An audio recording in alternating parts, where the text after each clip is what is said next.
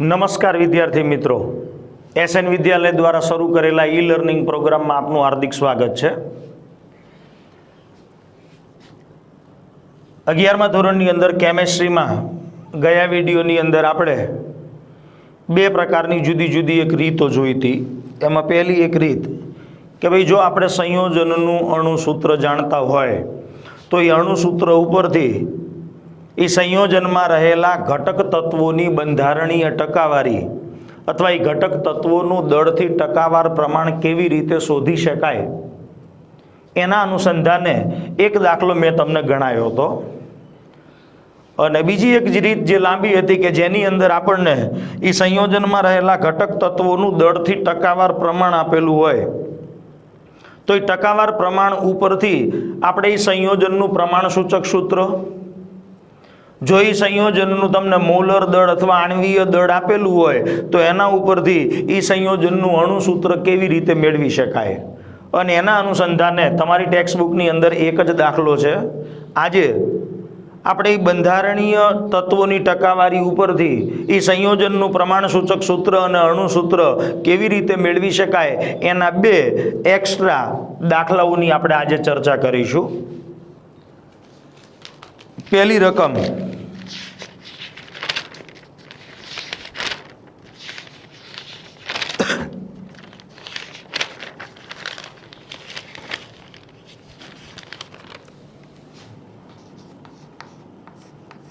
તમને એવું કહેવામાં આવે છે કે એક સંયોજન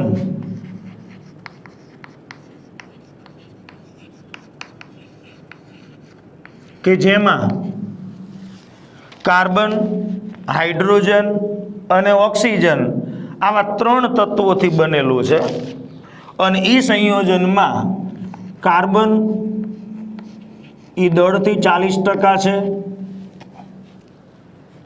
હાઇડ્રોજન જેનું દળથી ટકાવાર પ્રમાણ 6.67% છે અને બાકીનું પ્રમાણ ઓક્સિજનનું છે।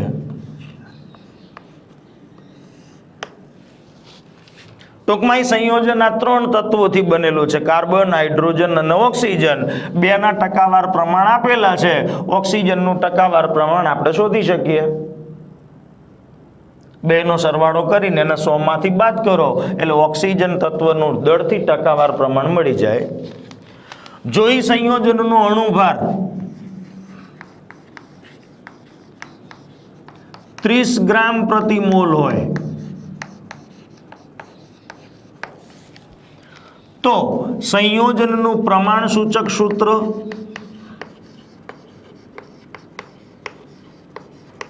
અને સંયોજનનું અણુસૂત્ર મેળવો।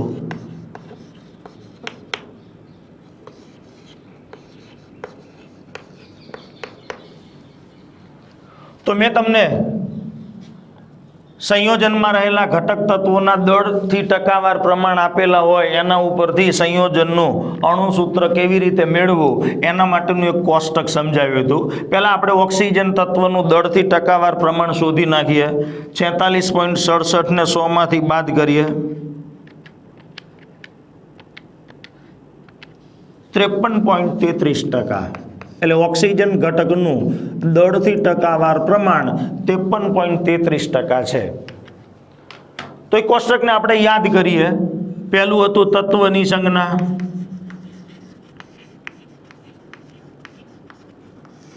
બીજું હતું એ તત્વનો પરમાણુ ભાર, ત્રીજું હતું એ તત્વનું દળ અથવા ટકાવાર પ્રમાણ,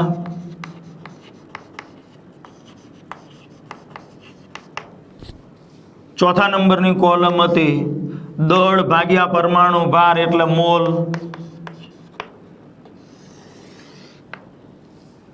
એ મોલ ઉપરથી આપણે એનો સાદો ગુણોત્તર મેળવતા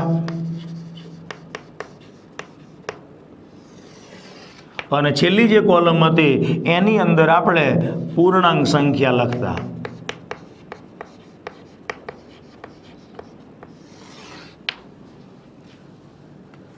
તો જે તત્વો તમને ક્રમમાં આપ્યા છે એ જ ક્રમમાં આપણે લખીએ। તો પેલું કાર્બન, પછી હાઇડ્રોજન, પછી ઓક્સિજન। કાર્બન તત્વનો પરમાણુ ભાર તો કે 12, હાઇડ્રોજન તો કે એનો 1, ઓક્સિજન તો કે એનો 16,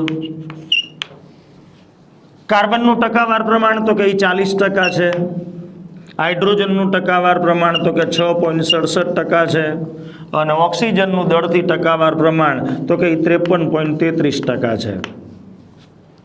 મોલ શોધવા છે તો દળ ભાગ્યા પરમાણુ ભાર તો કે 40/12, અહીંયા તો 6.67/1, એટલે એ તો એ જ જવાબ આવશે.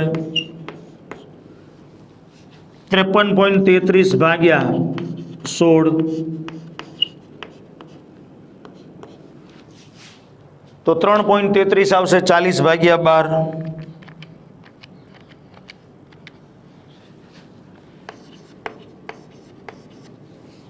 (53.33/16) તો એ પણ 3.33. પછી મેં તમને કીધું હતું કે અહીંયા જ્યારે પહોંચો ત્યારે ખાસ ધ્યાન રાખવાનું. હવે આની અંદર જે મોલનું પ્રમાણ સૌથી ઓછામાં ઓછું આવ્યું એના વડે દરેક મોલને ભાગી અને સાદો ગુણોત્તર મેળવવાનો. તો 3.33 એ સૌથી ઓછામાં ઓછા મોલ છે, તો 3.33 ને 3.33 વડે ભાગવું એટલે એનો સાદો ગુણોત્તર 1 આવશે. 6.67 ને હું 3.33 વડે ભાગીશ એટલે એનો સાદો ગુણોત્તર 2 આવશે. અને આમાં પણ હું 3.33 ને 3.33 વડે ભાગીશ એટલે એનો સાદો ગુણોત્તર 1 આવશે. તો પૂર્ણાંક સંખ્યામાં કાર્બન પરમાણુની સંખ્યા 1 આવશે, હાઇડ્રોજન પરમાણુની સંખ્યા 2 આવશે, ઓક્સિજન પરમાણુની સંખ્યા 1 આવશે. એટલે સંયોજનનું પ્રમાણ સૂચક સૂત્ર આપણને મળી જશે. તો પ્રમાણ સૂચક સૂત્ર થશે શું? તો કે કાર્બનનો 1 પરમાણુ, હાઇડ્રોજનના 2 પરમાણુ, ઓક્સિજનનો 1 પરમાણુ, CH2O. હવે પ્રમાણ સૂચક સૂત્ર ઉપરથી આપણે અણુભારની જેમ જ પ્રમાણ સૂચક સૂત્ર ભાર શોધી કાઢીએ. તો પ્રમાણ સૂચક સૂત્ર ભાર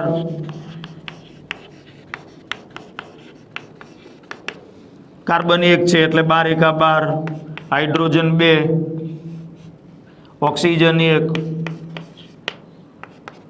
તો 30 આવશે. તો 30 ગ્રામ પ્રતિ સૂત્ર ભાર.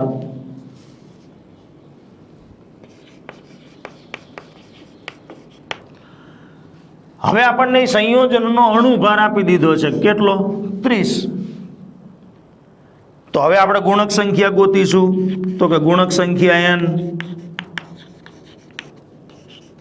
બરાબર અણુભાર ભાગ્યા પ્રમાણ સૂચક સૂત્ર ભાર. અણુભાર 30 છે, સૂત્ર ભાર પણ 30 છે, ગુણોત્તર 1 આવશે. હવે ગુણક સંખ્યા વડે આપણે પ્રમાણ સૂચક સૂત્રને ગુણી નાખીએ એટલે સંયોજનનું આપણને અણુ સૂત્ર મળશે. એટલે અણુ સૂત્ર એ એનું પ્રમાણ સૂચક સૂત્ર છે એ જ મળશે.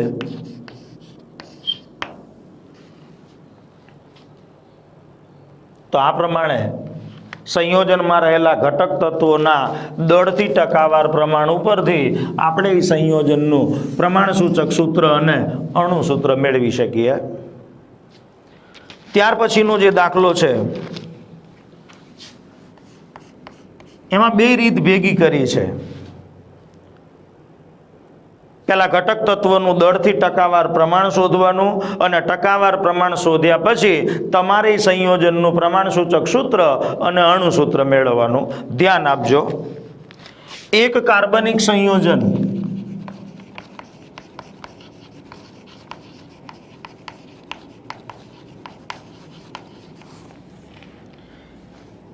આ કાર્બનિક સંયોજનના 0.290 ગ્રામ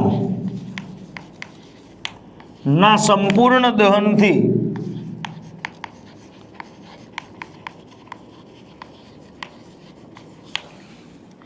.66 ગ્રામ કાર્બન ડાયોક્સાઇડ અને 0.27 ગ્રામ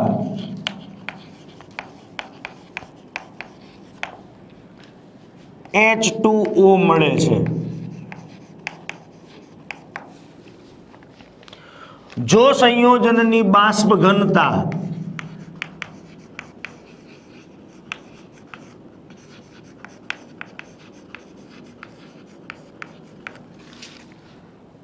ઓગણત્રીસ હોય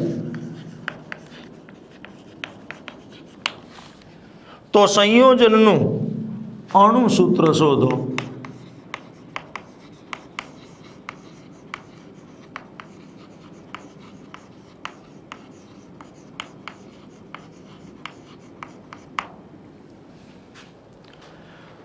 તો તમને એક કાર્બનિક સંયોજન આપેલું છે પણ કયું છે એ ખબર નથી, તો અહીંયા હું લખી દઉં કાર્બનિક સંયોજન.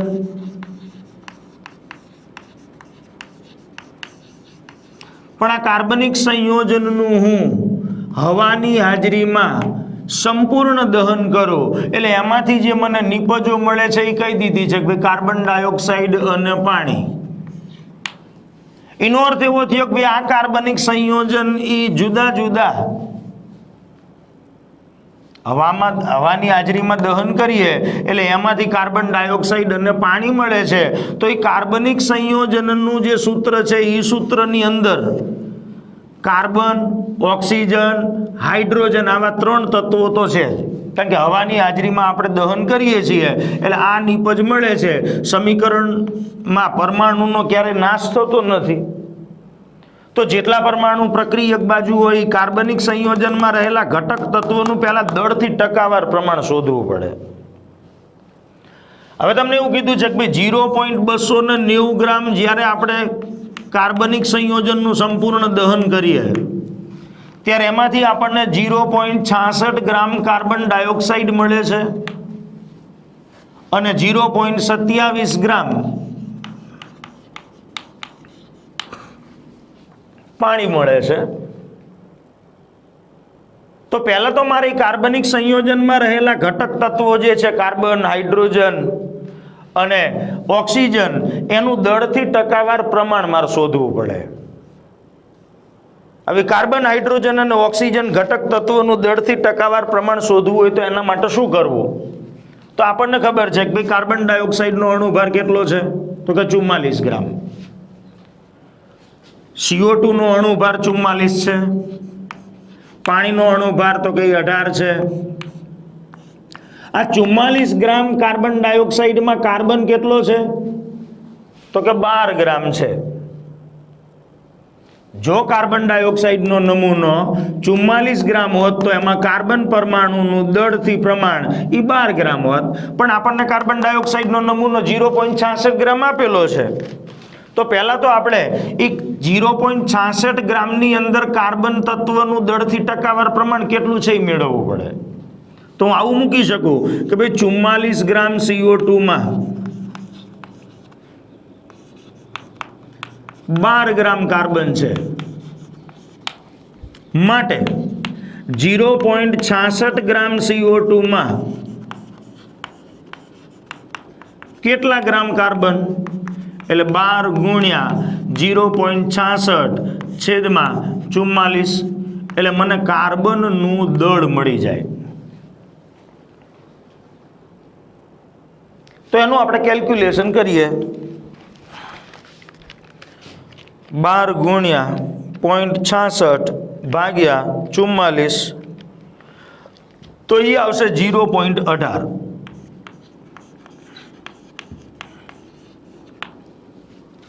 તો 0.18 ગ્રામ કાર્બન પરમાણુ આવે છે 0.66 ગ્રામમાં. હવે આપણી પાસે જે નમૂનો છે એ તો 0.290 ગ્રામ છે એટલે 0.290 ગ્રામની અંદર 0.18 ગ્રામ કાર્બન પરમાણુ છે. 0.290 ગ્રામ નમૂનામાં 0.18 ગ્રામ કાર્બન. તો માટે માની લો કે નમૂનો 100 ગ્રામનો હોય તો આ 100 ગ્રામ નમૂનામાં કેટલું, કારણ કે ટકાવાર પ્રમાણ શોધવું છે તો 0.18 ગુણ્યા 100 ભાગ્યા 0.290 તો 0.18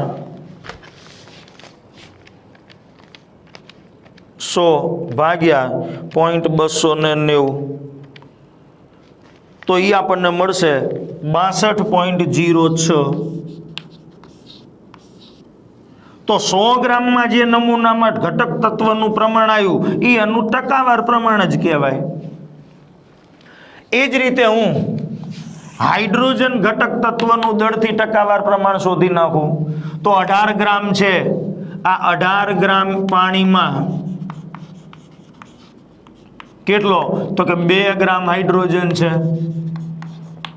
માટે 0.27 ગ્રામ H2O માં કેટલા ગ્રામ હાઇડ્રોજન તો 2 ગુણ્યા 0.27 ભાગ્યા 18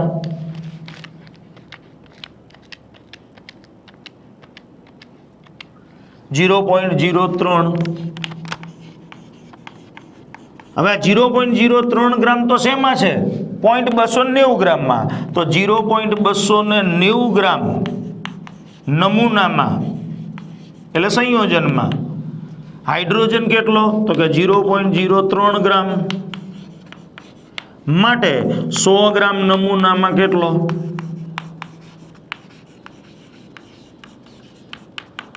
એટલે મને હાઇડ્રોજન તત્વનું આ નમૂનામાં દળથી ટકાવાર પ્રમાણ મળી જાય 0.03 ગુણ્યા 100 છેદમાં 0.290।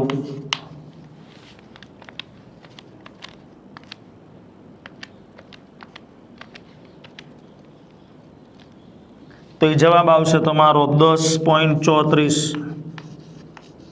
આટલા ટકા હાઇડ્રોજન। હવે બાકીનો ઓક્સિજન છે, તો ઓક્સિજન ઘટક તત્વનું દળથી ટકાવાર પ્રમાણ, તો આ બેનો સરવાળો કરી અને ઓક્સિજનનું ટકાવાર પ્રમાણ શોધી નાખીએ તો 100 માઇનસ આ બેનો સરવાળો 62.06 પ્લસ 10.34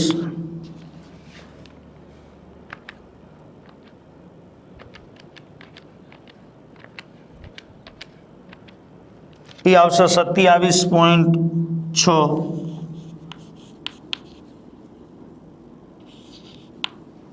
આટલા ટકા ઓક્સિજન। તો હવે આપણો દાખલો થઈ ગયો ભાઈ, હવે દરેક ઘટક તત્વના દળથી ટકાવાર પ્રમાણ આવી ગયા છે।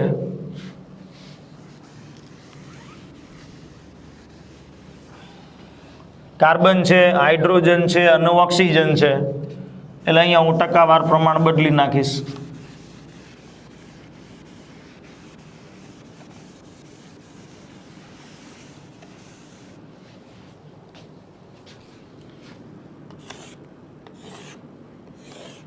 चलो कार्बन तत्वનું દળથી ટકાવાર પ્રમાણ 62.06, હાઇડ્રોજનનું ટકાવાર પ્રમાણ એ છે 10.34, જ્યારે ઓક્સિજન એ છે 27.6।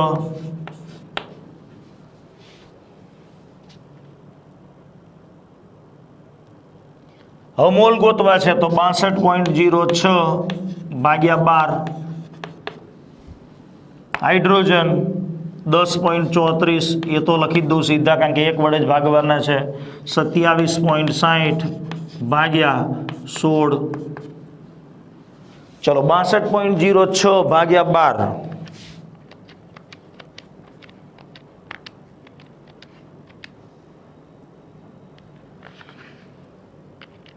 62.06 ભાગ્યા 12 તો એ તમારો જવાબ આવે છે 5.17। 27.60 ભાગ્યા 16 તો એ તમારો જવાબ આવે છે 1.725। તો સૌથી નાનો મોલ આ છે એટલે એના વડે દરેકને ભાગવું એટલે 5.17 ભાગ્યા 1.725, 10.34 ભાગ્યા 1.725 અને આ તો જવાબ એક જ આવશે। ચલો 5.17 ભાગ્યા 1.725 એટલે તમારો જવાબ આવશે 2.99। 10.34 ભાગ્યા 1.725 એ જવાબ આવશે 5.99. હવે પૂર્ણાંક સંખ્યા લખવી છે એટલે 2.99 એટલે 3, 5.99 એટલે 6 અને આ 1. એટલે સંયોજનનું પ્રમાણસૂચક સૂત્ર આપણને મળી જશે. તો પ્રમાણસૂચક સૂત્ર થશે કાર્બનની સંખ્યા 3, હાઇડ્રોજન પરમાણુની સંખ્યા 6, ઓક્સિજન પરમાણુની સંખ્યા 1. એના ઉપરથી આપણે ઈ સંયોજનનો પ્રમાણસૂચક સૂત્રભાર ગણીએ તો 12 તરીને 36, 6 હાઇડ્રોજન, ઓક્સિજન 16, 36 4 40 42, 6 48 ને 10 58 ગ્રામ પ્રતિ સૂત્રભાર.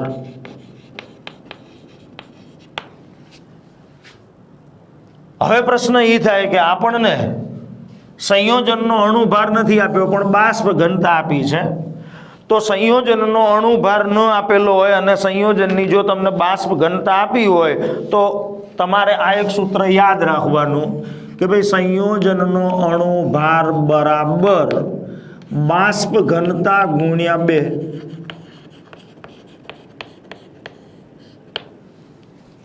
હવે તમને એની બાષ્પ ઘનતા આપી દીધી છે 29, એટલે અણુભાર 58 થશે. તો તમારી પાસે અણુભાર 58 આવી ગયો. હવે સૂત્રભાર 58 છે, અણુભાર 58 છે, તો 58 ભાગ્યા 58 કરીશું એટલે આપણને ગુણક સંખ્યા 1 મળશે. અને ગુણક સંખ્યા 1 વડે હું પ્રમાણસૂચક સૂત્રને ગુણું એટલે જે પ્રમાણસૂચક સૂત્ર હોય એ જ એનું અણુસૂત્ર બને. તો સંયોજનનું અણુસૂત્ર થશે C3H6O. તો આ પ્રમાણે સંયોજનમાં રહેલા ઘટક તત્વોના દળથી ટકાવાર પ્રમાણનો ઉપયોગ કરી આપણે સંયોજનનું પ્રમાણસૂચક સૂત્ર અને અણુસૂત્ર મેળવી શકીએ. નમસ્કાર.